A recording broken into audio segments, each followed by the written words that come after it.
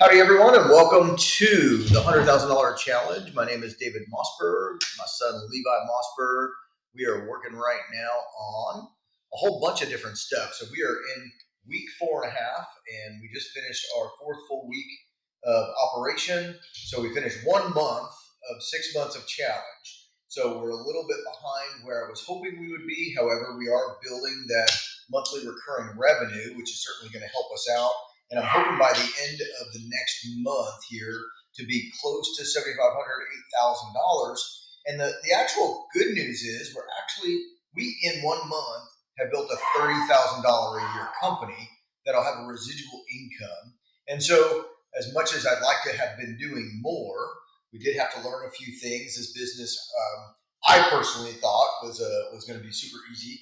And of course, that's because I don't have to do all the technical work and all the delivery stuff. So easy to sell because everybody needs what we're working on. Not so easy to put together as we start to learn all the different platforms.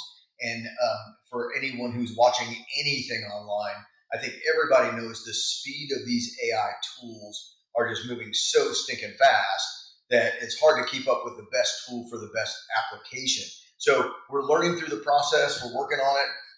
But we are only 34 days in, and we've already got a business that is producing $30,000 of annualized revenue. So not a horrible start. I mean, if we just did the same thing every month for 6 months' time, we would have a $180,000 a year, $200,000 a year business. And so not so bad, not so bad. So Levi, how are you feeling this week? Good. I think we finally caught up on all of the actual work, so I think we can go back to bringing in more people. I think we finally kind of templatized some of the onboarding, so Yep. I think it'll speed up a lot from here. For sure. Well, hold my beer. I'm going to go get after it. So I think this week we actually have a couple of great calls. One call is with a multi-unit person. So that means if we impress them and we're able to deliver for them, we could potentially have 60 clients in one transaction. And that would truly manage, that would just blow us out of the water and really change the trajectory. Of course, that doesn't mean we could deliver in one day. We would take some delivery time, but it would definitely take the focus off of continuous development and even maybe move some of those things. So one of the things we talked about from the beginning was understanding that it's extremely important to document a plan and a process. So we did that whiteboard. And after that, internally, and I'll do a video this week on that, I'll share with you some of the plans that I've documented, some of the things that I'm working on so I could carve 15 to 30 minutes out of my schedule every couple of days or so to be working on a specific project so we could go to launch. I'm ready to launch a couple of other applications and things to help generate additional monthly recurring revenue with very low cost. But in the meantime, if we get a project like this, it's going to become our hyper focus for at least a 30 to 45 day delivery window where we're going to have to put other things on hold simply because if we're going to execute well, I don't think that we're going to be able to be distracted. Depending on what the project looks like, we may end up deciding that we're actually going to bring in some support for that as well so that we can maintain and move on with the next project after this one's delivered with excellence and making sure that there is good checks and balances. Someone's watching the program all the time. As much as we'd like to think that most of these tools are autonomous, they're not 100% autonomous. We need to check and make sure that everything's working. And yes, it is much more expedited amounts of time. But if we don't check, we would hate, and this happens from time to time, the client calling us and telling us there's a breakdown versus us telling the client we're working on something, so we're going to have to pause something or take a quick timeout or hopefully just an overnight fix where everything runs, but then overnight we have to fix something. So Levi, if you want to talk about some of the things you're working on this week to kind of shore up some of the company features and some of the things we're doing, that'd be awesome. Yeah, I think we've talked about Otto, our internal agent that does a lot of the work already. Right. It has been, I've kind of kept him separated, so I have to prompt him to do the work. So I think this week I want to kind of give him a little bit more access to my communication channels and let him fix things as they're coming in instead of me having to filter it, tell him what to fix. I think is kind of cool. I got a text, I think it was Thursday. Otto texted me and he let me know that there was an issue with one of the accounts. Great. So I told them, okay, go ahead and fix it. And then I texted the client and they were like, oh, thank you so much. Like I didn't even know something was wrong. That's cool. I think being able to speed that process up even more will be super beneficial, I believe. Yeah, awesome. What's the coolest new tool that you're working with right Um, I think so far it's the MagSafe phone recorders. I think now? because it Cool. allows you to record a phone call without opening up an app. You just click a button on the back of your phone, Awesome. and then that automatically feeds right into your agent, which then dumps all that information into your CRM and gives you to-dos and all that. So Very cool. I think I need to connect one of those. I had gotten one that is not connected to the phone, so I had to put it on the table, had to connect it, or use the earbuds that came with it. And I think it's funny because one of the things that we're working on is minimizing the human's need to do really much of anything in order to be able to use their agents or tools. And so we're trying to minimize the human effort and just have them do what they would natively do without having homework after that. And so I think that that's really cool. I'm glad that you're testing that out, and I'm looking forward to testing it myself. As you know, I spend a lot of my time on the phone, so that'll make a big impact. So very cool. So right now, we'll share the screenshot. I sent our team a picture of our bank account today. We just broke the $4,000 mark on profit. And so that's real exciting. We're at 4% of our goal. And fortunately, if we simply aggregate our monthly recurring revenue and don't lose any clients along the way, we are already at about $16,000. We're 15% of our goal. Now we've got a lot of work to do. One of the things that I think we've started to build up is some confidence in our ability to really charge upfront fees for the time that particularly Levi is spending building out these tools that we have not been charging for so that we could test what we're doing. So the advice is, sometimes we got to do a little something for free. Sometimes we partner with some good friends of ours that we can then say, hey, test this out for us, see how it goes. And if it works really well for you, we'll put you on the monthly and not charge you the startup fee. But we are at the phase now where we should feel very confident to be able to do that. We've also rolled out an affiliate program. And so the cool part of the affiliate program is that if you become an affiliate of Casper Workflow Strategies, you can not only get compensated for the startup for a new client, but you can also get compensated on a residual basis so long as they stay a client. I love that methodology of rewarding relationships because we truly understand the most important, the highest value in our company are the relationships that we're able to maintain and serve into perpetuity. The company value depends on it. For those of you who watch anything to do with business building right now, monthly recurring revenue, annual recurring revenue, relationships like that are what keep businesses valuable. And so we're super excited about adding that component. If indeed you'd like to learn more about becoming an affiliate of Casper Workflow Strategies, you like what we're doing, you know some people who would benefit from some of the tools that we've created, just go ahead and comment affiliate, and we will go ahead and send you some information, hop on a quick call with you, get to know you a little bit. And if we think that you'd be a great representation for Casper Workflow Strategies, we'd love to meet some of the folks that you have in your circle of influence so that you can earn a little bit of income and so that we can help make their lives a little bit easier. So thank you so much for that. If you'd like to check that out, once again, just put affiliate in the comments and we'll go ahead and get some information out to you. So any advice for people at this stage? So we're a whole month in. It seems like it's like a day and it seems like it's been a year all at the same time. So over the first month of working at this pace, any specific advice you would give to some folks who are getting started on their own? I think just like what I've always said, just get started. And I think even you and I had, having business experience, we kind of restarted and had to do a little bit of trial and error, like we've talked about, where we figure out, what clients are actually going to use. Because at the end of the day, if we build this cool tool and it doesn't actually solve a problem, then, Right. nobody's going to buy it. So I think Right. I see a lot of stuff where people say don't work for free, and then a lot of stuff where people say do work for free. I think there's probably a middle ground in there, of course, just like everything else. But yeah, I think just start doing something and figure out problems that you can solve for people. I think that's the biggest thing. So Yeah, I love that. And I think that's so true. Ultimately, the value you bring to the marketplace is the value of whatever you can fix for somebody, right? If they can do it on their own and it's super easy to do on their own, then they're going to do it. And what we know is human nature doesn't work that way.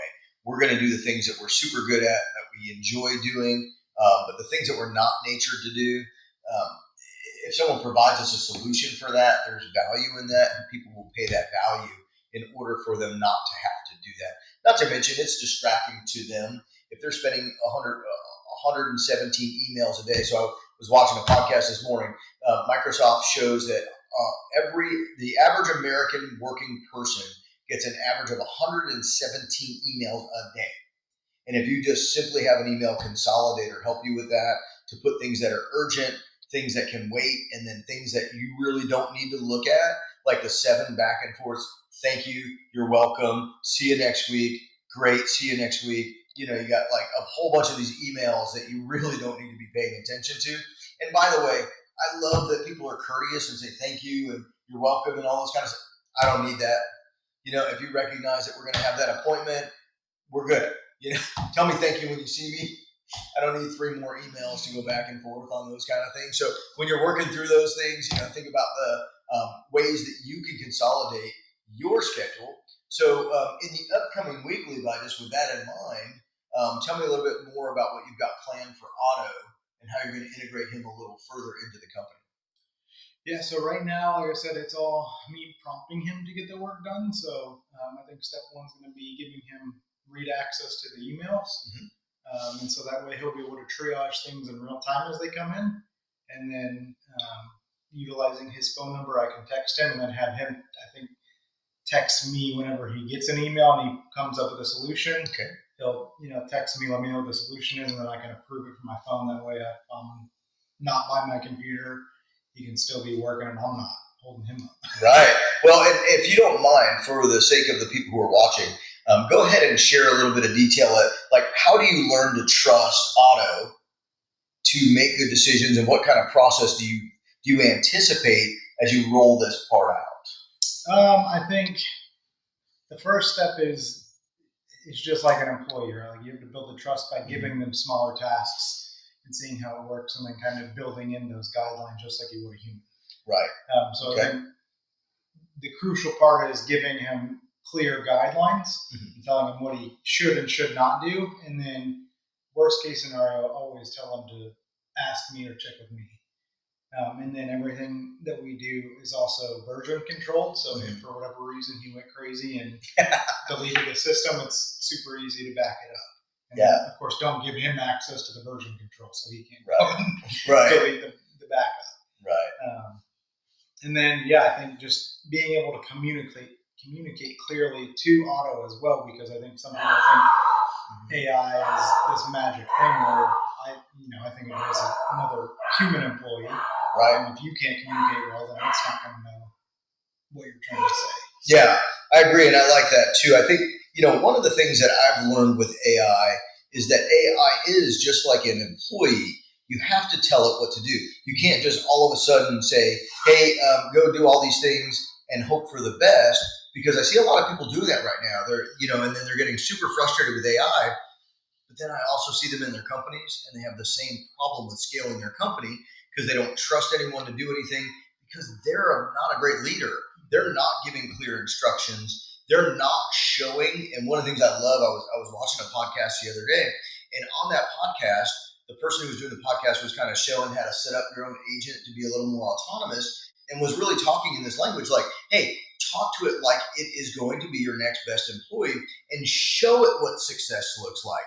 Like, here is how I would answer that email, and then it will remember those details so that it can replicate those types of things in those scenarios and start to merge those kind of communications together. So if you had 10 different emails with 10 different scenarios and you provided what a good answer looks like, it's just like what you should be doing with employees.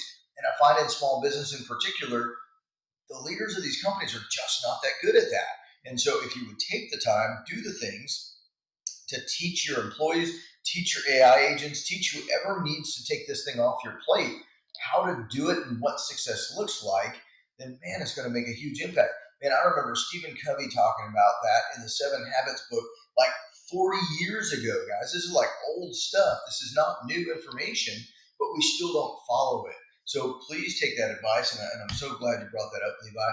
If you're going to do something with AI, or if you're scaling and hiring employees, show them what good looks like so that they can replicate that, then reward good behavior, and very quickly approach behavior that is not exactly what you want. Unfortunately, With the humans, we oftentimes hesitate to provide clear instructions or direction, partly because we think they should just automatically read our minds and know exactly what good looks like to us. The second part is we're afraid to hurt their feelings. The third part is we just simply get frustrated. We're like, hey, you should already be that good. I'm paying you a good salary, and forget it. It's just not going to work out. Well, your AI tools are going to be the same. The good news is, though, the AI tools are not going to have hard feelings about this. If you told your AI tool tomorrow, hey, that response to that email sucked, it's not going to hurt their feelings. They're probably actually, because AI was built to do this, going to be like, yeah, you're right, that really sucked, and let me do better next time. Or here, I need some answers so that you can help me to be better at this task. And then all of a sudden, you're going to be better at that task. So with that in mind, take that advice from Levi. Work with your employees to provide clear instructions. Work with your AI tools to create clear instructions. And my recommendation is this week, pick one thing that you're going to take off your plate and give either to an employee that's already on your team and outsource someone who can help you, who is a specialist in whatever it is you're trying to get rid of, or find an AI tool that's going to help you out. There are so many of them out there right now that you could literally go into your AI tool. If you're using Chat, you're using Claude, you're using Gemini, go out to one of those tools and literally type in there, I need help with answering emails. Which platform is the best for that? And it's going to rank them for you. It's even if it's not itself, right? So I remember I was working on a project inside of Claude. I asked for a graphic. It was horrible. It was really, really bad. And this is before Claude Design came out. And so I literally went back and I said, okay, Claude, you didn't do a very good job with that. What platform should I use for graphics like that? It immediately came back and told me Dolly with Chat was better. It told me Nano Banana, which I think is a Google purchased program now. And it's like, here are the better tools than I am at that. And imagine if the humans that we work with were confident enough to say, hey, I really suck at that. You need to call someone else to do that. Kind of like in our company. I can't imagine Levi being like, hey, Dave, why don't you program this week and I'll go sell some stuff. He'd be fine at selling the stuff. The programming probably wouldn't come out so good. So with that in mind, definitely let the tool that is best suited for the job do that job and continue to just learn and work and do the best things you can do. So as we wrap up this week's recap, once again, we're doing pretty good. We're not quite where we would hope to be, but we are making progress. We've created in 1 month's time a company that's producing $30,000 a year, which is halfway to what the average American is making right now. So pretty good. Took a little effort. We've been back and forth. We've had some frustrating moments. We've also had some high five moments. We've still got a few really good contracts out there that hopefully will close in the next week or two to bring some additional momentum. And so we definitely just want to leave you with the hope that simply get started. Like Levi said earlier, just do something. Try and generate just $100 more this week or $200 more this week just to prove to yourself that you can. One of my favorite speakers of all time is a guy by the name of Jim Rohn, R-O-H-N. If you have not watched any of his stuff, as soon as you're done with this video, search Jim Rohn over on YouTube. All of his stuff is there. Unfortunately, Jim Rohn is no longer with us, but man, his information and teaching is. So get into some of that. And one of my favorite things that he talked about many, many times was it's not the end goal that we're after. It's who we have to become to get there. And if you're just simply being a little bit more bold this week, doing the one thing that you've been hesitating to do to get started, to change the trajectory of your life, do it this week. Get started. Do you have anything for the group this week as well? I mean, I think you can choose hard or you can choose regret. So yeah, man. Figure out which one you want to choose. Yeah, absolutely. I love that. So very cool. Well, we appreciate you joining us. We will continuously throw some updates at you. We also, if you haven't seen it yet, we posted a little bit about tonight's dinner for our Sunday family dinner and a couple images to go along with that. We had a great meal and a good time as we always do, and just love the opportunity to spend some time together with our family. I'm enjoying working with Levi. I don't know if he's enjoying working with me as much, but we're making progress and we're getting some cool stuff done. And hopefully we'll be able to start talking about some of the cool things we're going to do with the money here in the near future. So thanks so much for joining us, and we'll see you on the next episode.